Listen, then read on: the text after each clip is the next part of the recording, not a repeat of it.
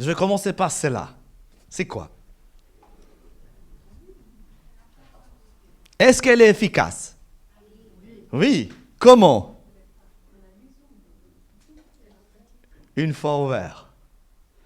Là, elle est efficace. Et encore,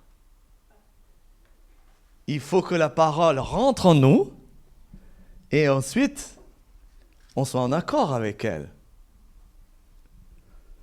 Cette Bible, si elle est fermée, elle ne change rien. Hein? Mais quand elle est ouverte, crue et pratique, donc ça veut dire crue, croire, elle devient une arme, une lumière, une force. Si j'ouvre ça et je commence à lire, waouh! Moi, une fois, je me rappelle, j'aime bien raconter des histoires. Moi, je me rappelle, je venais de me convertir et je fais un accident de voiture. Quelqu'un a fait d'accident de voiture ici? Oui, il y en a eu des accidents. Vous savez que c'est dur à faire un accident de voiture. Parce que la première chose qui vous arrive dans la tête, si c'est votre faute, vous dites « Oh, qu'est-ce que je conduis mal ?» Si c'est la faute de l'autre, vous dites « Oh, qu'est-ce que l'autre conduit mal ?» Et moi, je me rappelle, j'ai pleuré devant Dieu et dit « Seigneur, tous mes économies sont parties à la poubelle. J'ai acheté une voiture 4000 francs. Et maintenant, elle est bonne pour la poubelle. Et en plus, je dois payer une franchise. Et en plus, je dois payer la poubelle. C'est quoi ça? On paye encore pour des choses qu'on doit jeter à la poubelle? Et je me suis mis à pleurer. Je suis tombé dans l'Ecclésiaste. J'ouvre la Bible comme ça. Je dis, Seigneur, parle-moi. Je tombe dans l'Ecclésiaste. C'était marqué. Jeune homme. J'avais 23 ans. Jeune homme, réjouis-toi dans ta jeunesse, mais n'oublie pas l'Éternel. Je ne voulais pas me réjouir, je voulais simplement pleurer, m'énerver et tout. Je n'avais pas envie de me réjouir. Mais le Seigneur me disait, réjouis-toi dans ta jeunesse. Ce qui est difficile dans nos jours, c'est de faire ce que la parole de Dieu nous dit. Parce que d'écouter la parole, de suivre la parole, de lire la parole, c'est peut-être facile, mais de le mettre en pratique, c'est autre chose. Vous n'avez pas envie de rire quand un malheur vous arrive. Mais Dieu te dit, réjouis-toi dans ta jeunesse. Dieu te dit, réjouis-toi dans ton âge avancé. La différence entre un chrétien qui vit des miracles et un chrétien qui s'ennuie, c'est l'action.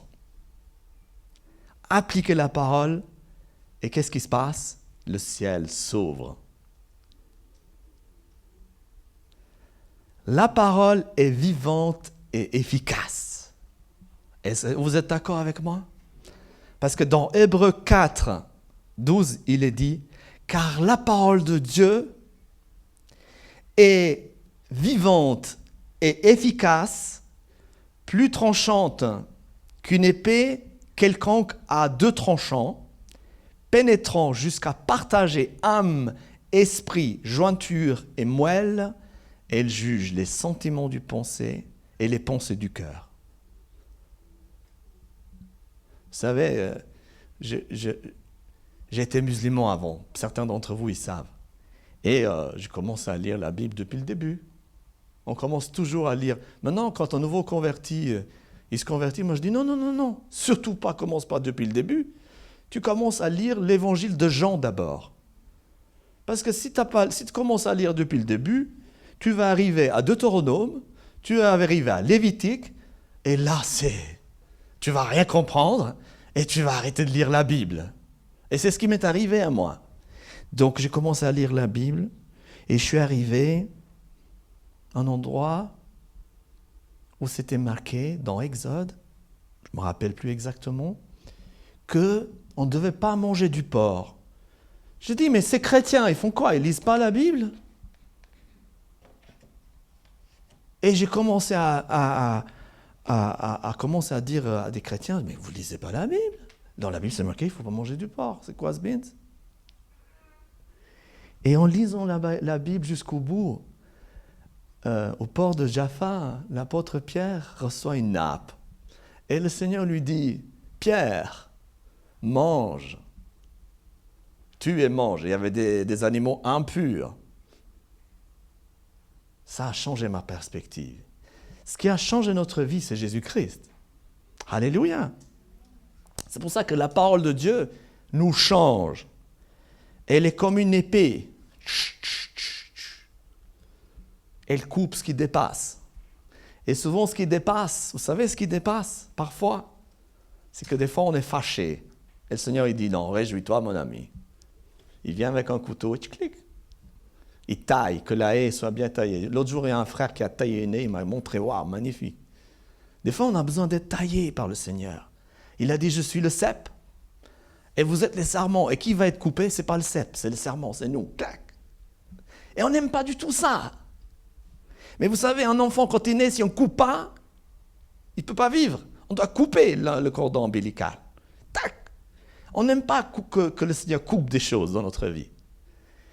Et la parole, elle coupe le mensonge. Vous savez, moi, j'étais un sacré menteur. Hein.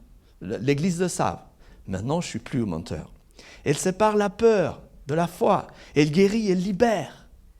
Donc la parole de Dieu, elle sépare tout ça. Elle te dit, ça, c'est la vérité, et ça, c'est le mensonge. La parole de Dieu n'est pas seulement un discours moral ou philosophique. Ce n'est pas ça. La parole de Dieu, elle tranche, c'est-à-dire elle fait la différence du vrai et du faux, du juste ou de l'injuste. Elle agit avec autorité, avec précision. Une épée qui coupe, net, tac. Elle ne laisse pas de place à l'ambiguïté spirituelle. Quand tu entends et tu lis la parole, elle met en lumière ce qui est de Dieu et ce qui n'est pas. Moi, vous savez, moi avant, j'ai grandi dans une famille où on avait beaucoup de superstitions. Ma mère me disait, tu ne te douches jamais mardi. C'est une malédiction. Alors, je ne me douchais plus le mardi. Un jour, alors que je me convertis au christianisme, et j'ai dit, est-ce que j'ai le droit de me doucher le mardi? J'ai dit, Saint-Esprit, est-ce que j'ai le droit de me doucher le mardi? C'est le Shabbat des superstitions. Et j'ai commencé à me doucher le mardi. J'étais un peu tremblant quand même. Mais Dieu m'a protégé. La parole de Dieu, elle nous distingue de ce qui est vrai et de ce qui est faux. Elle va jusqu'à appeler l'invisible ou l'intime. Ça veut dire elle te cherche dans les profondeurs, la parole de Dieu. Elle te scrute, elle sort. Vous savez, des fois, les artistes, nous, on voit un tronc d'arbre. Moi, je vois un tronc d'arbre, mais lui, il ne voit pas un tronc d'arbre. Lui, il voit une sculpture à l'intérieur. Je dis, mais comment il arrive à faire cela? Et le Seigneur, c'est le sculpteur de ta vie. Lui, il voit la victoire en toi. Mais nous, on doit apprendre à lui faire confiance, à obéir. Parce que la parole de Dieu, elle te dit, dans la parole, il est dit, tu seras la tête et non la queue si tu obéis à la voix de l'Éternel, ton Dieu. Donc, il y a des conditions. Si tu obéis à la voix de l'Éternel, ton Dieu, tu seras la tête et non la queue. Donc, la parole, elle agit non seulement en révélant la vérité, mais aussi en évoluant nos intentions. Elle transforme, elle convainc, elle corrige, elle oriente. La parole n'est pas figée. Elle est vivante, efficace.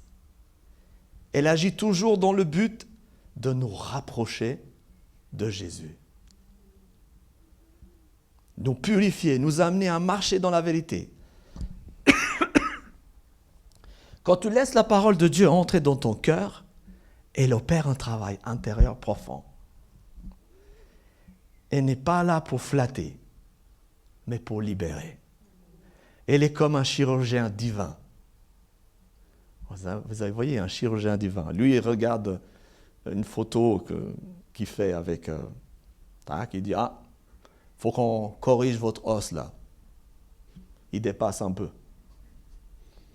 On va enlever un peu la bosse.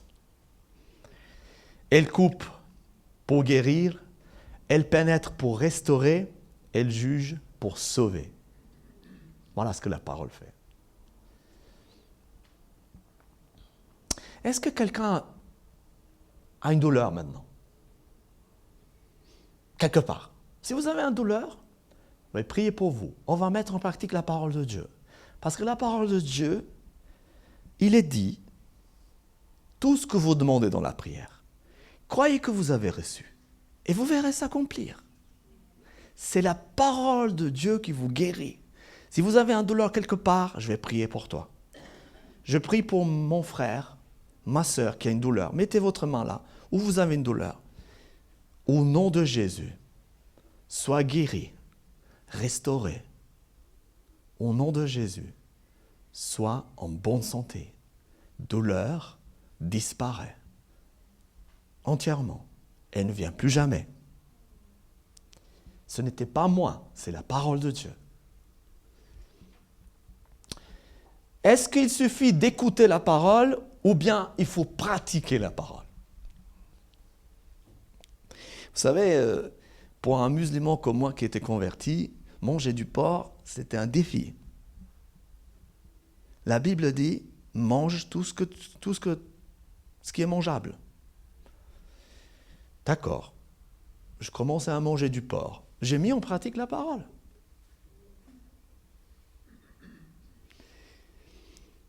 La Bible dit dans Jacques 1, 22, mettez en pratique la parole et ne vous bornez pas à l'écouter en vous trompant vous-même par de faux raisonnements. C'est quoi les faux raisonnements? Les faux raisonnements, c'est que parfois, des interdits, des superstitions, des choses qui ont été dites ancestrales, qui nous empêchent. Vous savez ce qu'il me disait chez moi? Il est honteux de manger un sandwich à l'extérieur. Je dis, mais c'est quoi ça? Honteux de manger un sandwich à l'extérieur? Quand j'ai faim, je mange un sandwich. Non, il faut manger assis à table. Et voilà que je retourne au pays et que je me retrouve avec quelqu'un de ma famille et je vais acheter un sandwich, je mange dans la rue. Il me dit, mais tu fais quoi là? Il ne faut pas manger le sandwich dans la rue. La parole de Dieu nous libère de la honte. La Bible dit que Dieu ne nous a pas donné un esprit de honte, de timidité, mais de force, d'amour et de sagesse. Vous savez, moi j'avais beaucoup honte. J'avais honte de devenir chrétien, j'avais honte de ci, j'avais honte, plein d'honte. Mais la parole de Dieu dit, il ne m'a pas donné un esprit de honte. Là, après le Covid, on est sorti dans les rues avec les masques, on a parlé à des gens du Seigneur, puis on continue à parler du Seigneur aux gens, parce que Dieu ne nous a pas donné un esprit de honte. Ah oui, on ressent la honte, c'est vrai. Mais ce n'est pas parce qu'on ressent la honte qu'on doit la laisser nous submerger. Maintenant, j'ai une question. Qu'est-ce que vous pensez? Combien pèse cette bouteille d'eau? Est-ce que je peux avoir des réponses? Quelqu'un sait combien elle pèse? 500 grammes? Quelqu'un d'autre? Qui dit mieux? 250? Qui dit mieux? 300? 300? Je vais vous dire quelque chose. Écoutez bien. Si cette bouteille, je la garde pendant 1 minute comme ça, elle ne va pas peser très lourd. Mais si cette bouteille, je la garde pendant 1 journée comme ça, elle va peser 1 tonne. Vous savez, la timidité, c'est quelque chose ancestral que nos parents ont vécu de leurs parents.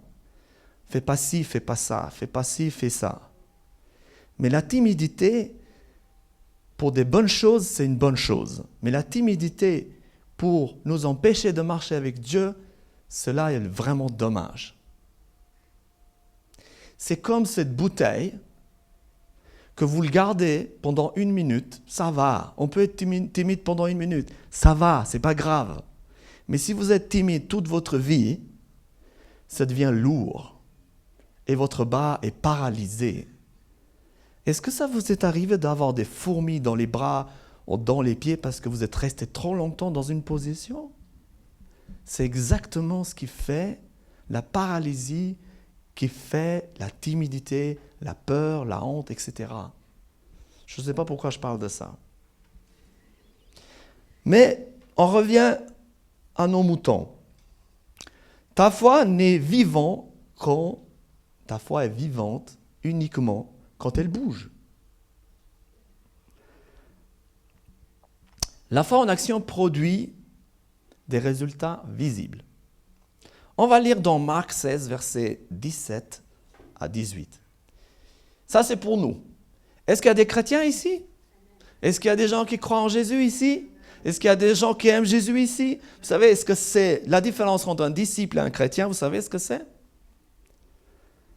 Un chrétien, il aime Jésus. Il suit Jésus, ça dépend. Si c'est plat, je le suis. Si c'est ça, mon trop. Un disciple, il aime Jésus.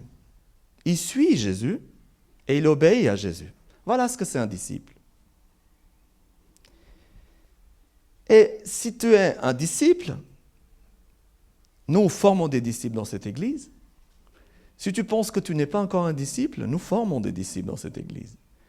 Parce que nous voulons que les disciples, nous viendrons tous des disciples.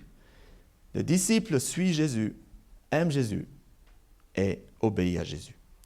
Et si on est chrétien, qu'on aime Jésus, la Bible dit, dans Marc 16, 17 à 18, « Voici les miracles qui accompagnent ceux qui ont cru. En mon nom, au nom de Jésus, ils chasseront quoi? Des démons, ils parleront des nouvelles langues, ils saisiront des serpents. Bien sûr, ça arriverait un jour, quelqu'un vous les attaque, mais ça ne vous arrive rien. S'ils boivent quelques breuvages mortels, il leur fera point mal. Ils imposeront les mains aux malades et les malades seront guéris. Amen. Les malades seront guéris. On impose des mains aux malades et les malades seront guéris.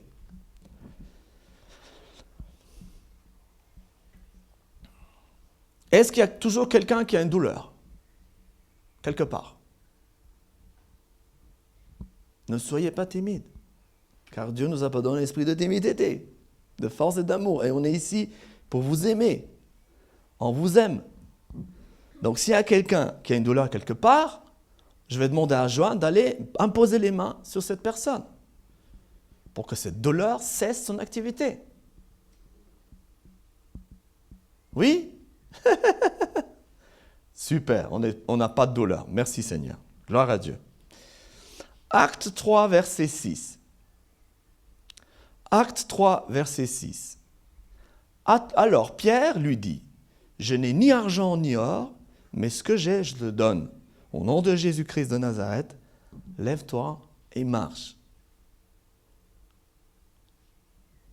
Vous savez, j'ai prié pour une de mes sœurs dont le pays était malade par téléphone. J'ai dit, au nom de Jésus, sois guéri. Et au nom de Jésus, a été guéri. C'est la parole de Dieu qui nous guérit. Donc, comme on a lu tout à l'heure, dans Marc 16, versets 17 à 18, « Voici les miracles qui accompagnent ceux qui auront cru en mon nom. Ils chasseront les démons, ils imposeront les mains aux malades, et les malades seront guéris. » Voilà, ça, c'est appliquer la parole de Dieu. Vous n'avez pas besoin de réfléchir. Vous dites, il y a quelqu'un qui vous dit, je ne suis pas bien, j'ai une migraine, j'ai mal à la tête. Ok, au nom de Jésus-Christ, sois guéri de ton mal. Sois en bonne santé et douleur disparaît de ce corps au nom de Jésus-Christ. C'est ça, mettre en pratique la parole. Moi, je suis allé une fois au pays, au Kosovo, et ma sœur était malade. Et j'ai dit à ma sœur, tu veux que je prie pour toi? Elle m'a dit, ok, j'ai prié pour elle. Elle avait 42 fièvres. J'ai dit, au nom de Jésus, sois guéri de ton mal. Je me suis assis, je ne me suis plus occupé de ça. Et après, elle s'est levée. Et puis elle m'a dit, donne-moi la recette. Je n'ai pas de recette. C'est le nom de Jésus qui guérit. Ce n'est pas Sokol. C'est le nom de Jésus. C'est pas moi. C'est Jésus. Alléluia.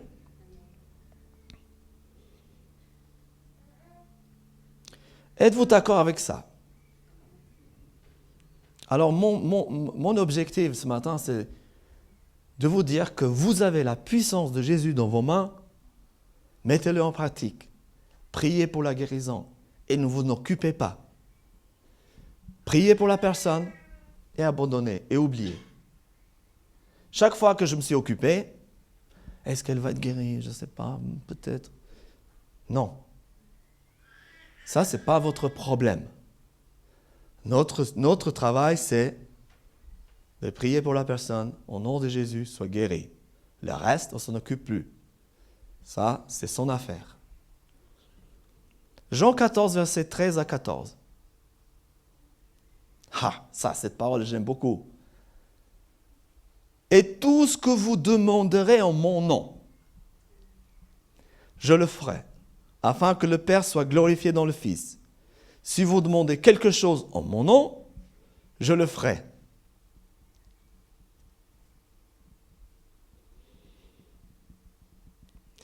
C'est beaucoup plus facile de demander quelque chose qu'on a déjà reçu une fois. Pourquoi? Parce que nous avons la foi pour celle-ci. Mais demander quelque chose qu'on n'a jamais eu, ça demande un peu plus d'imagination.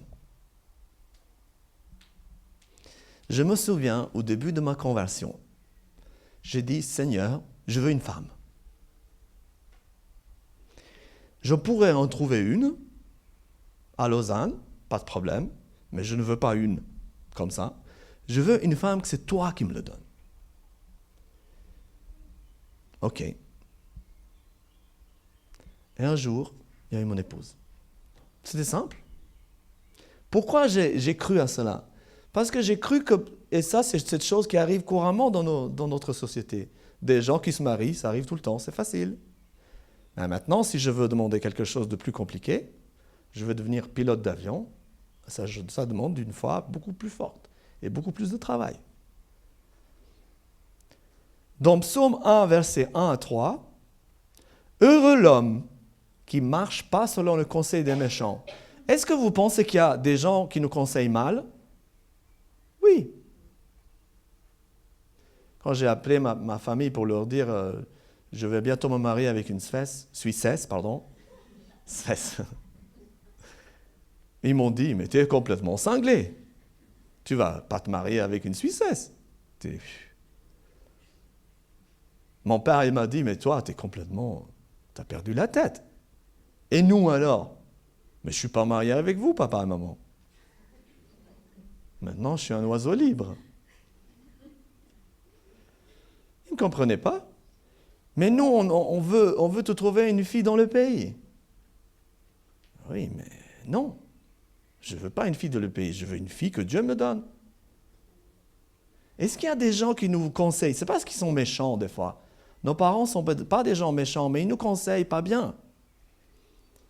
Qui ne s'arrêtent pas sur la voie des pécheurs.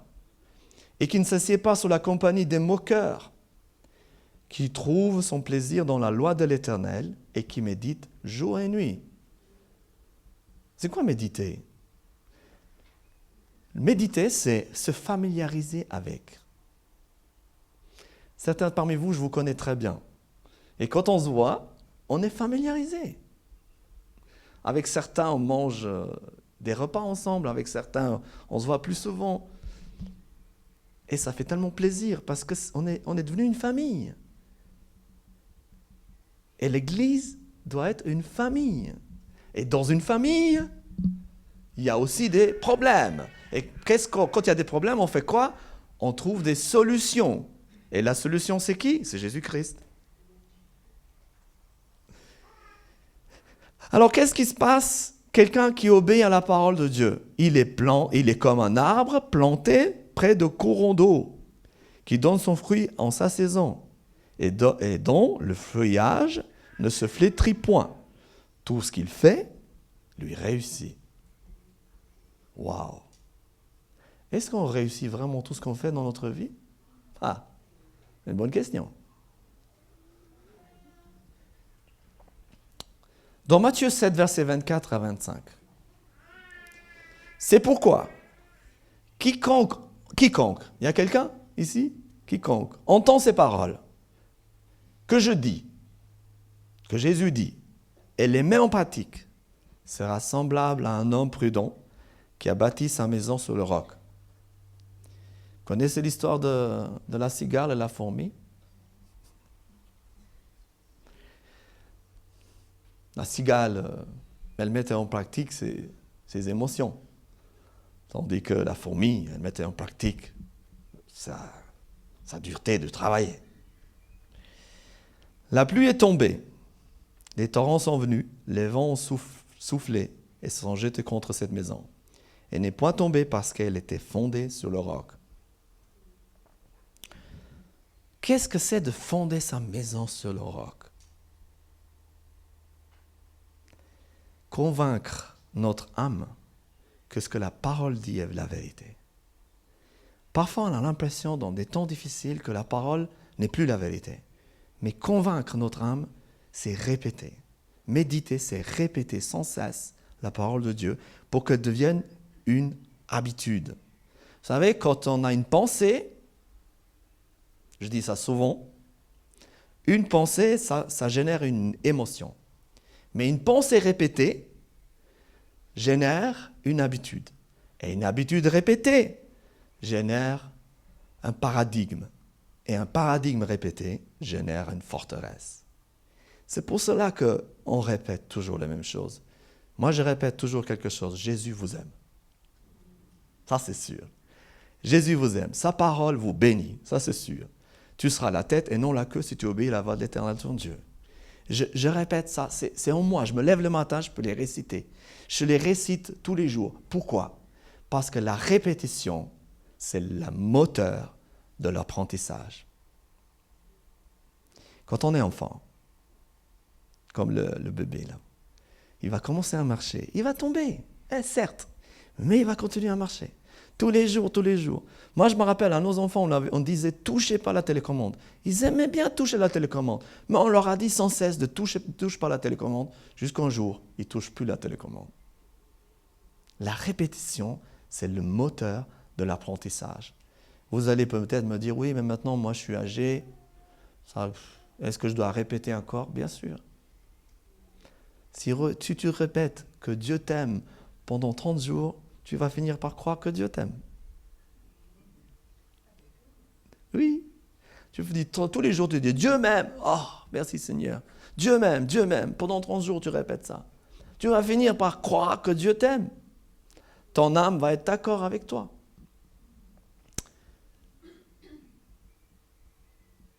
Donc, si on construit notre vie sur la parole, si tu construis ta vie sur la parole, tu bâtis sur le roc. Les tempêtes viendront, mais tout ça restera debout, parce que tu as répété. Est-ce que vous vous souvenez quand vous étiez à l'école et que vous devez réciter une poésie ou quelque chose devant toute la classe? C'était horrible. C'était mortel. Je préférais mourir d'aller faire ça. Vous vous souvenez de cela? Et qu'est-ce qu'on a fait? On a répété, jusqu'à ce qu'on ouvre la bouche et on dit que ça. C'est tellement bien répété. Et le chrétien doit répéter tout le temps. Doit répéter tout le temps pour qu'il devienne puissant. Vous savez comment on construit une maison? Si on doit construire brique après brique, on a toujours les mêmes briques. Brique, le même. Brique, le même. Brique. Et on fait un plateau. Brique. Toujours, on a l'impression de faire toujours la même chose. Mais à la fin, cette maison, elle est construite sur le roc. Il y a quelqu'un qui m'a dit, tu te répètes trop. Oui, tu as raison. Je répète parce que je veux m'imprégner de cela. D'accord? Amen. Quelqu'un a fait la peinture? Avec un rouleau à la maison? Oui. Vous vous souvenez, si vous faites une couche, des fois ça ne suffit pas, il faut faire un deuxième. Peut-être une troisième. Parce qu'il y a toujours une tâche là qui nous embête. OK? Donc des fois avec la parole de Dieu, il faut faire plusieurs couches. Vous lisez la parole, qu'est-ce qui vous manque en ce moment? Il vous manque la foi? Ben lisez. La foi est une ferme assurance des choses qu'on espère et une démonstration de celles qu'on ne voit pas. Alléluia. Il vous manque la joie? Réjouissez-vous toujours dans le Seigneur. Je répète, réjouissez-vous toujours dans le Seigneur. Qu'est-ce qui vous manque? Répétez cela.